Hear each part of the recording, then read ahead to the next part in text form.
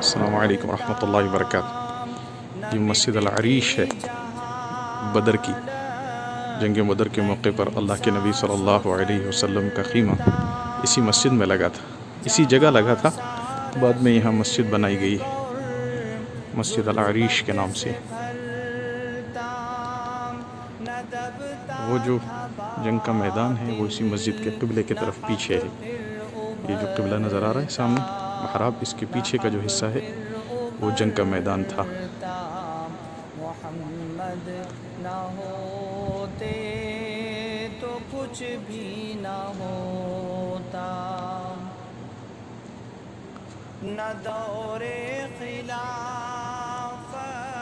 یہاں مساجد میں ترتیب بڑی اچھی ہوتی ہے کہ اگلی صف والوں کے لیے یہ لگایا جاتا ہے تاکہ جو اوپر بیٹھ کے نماز پڑھنے والے ہیں وہ اوپر بیٹھ کے پڑھ سکیں، اور جو آگے صف میں آ کے بیٹھتے ہیں وہ ٹیک لگا کے بیٹھ سکیں۔ یہ نظام بڑا پیارا ہے یہاں کا ماشاءاللہ۔ یہ محراب بھی بنایا ہوا ہے بہت بہترین ماشاءاللہ۔ نہ خالد نہ حمزہ نہ طلحہ نہ جعفر نہ طلحہ۔ یہ وہ مبارک جگہ ہے جہاں اسلام کا پہلا معرکہ، پہلا غزوہ جنگ بدر ہوا تھا 17 رمضان کو۔ یہی وہ میدان ہے جو اصل جنگ کی جگہ تھی۔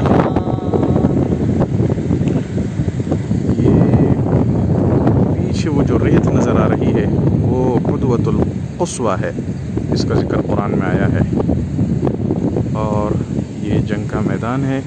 اور صحابہ جو دفن ہیں وہ اور تھوڑا پیچھے کی طرف ہے جہاں مقبرے ہیں، صحابہ مدفون ہیں۔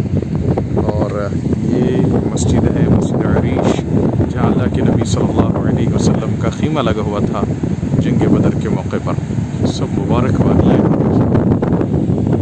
نہ ہم تم بھی ہوتے نہ یہ بات ہوتی، نہ شمس و قمر اور نہ دن رات ہوتی۔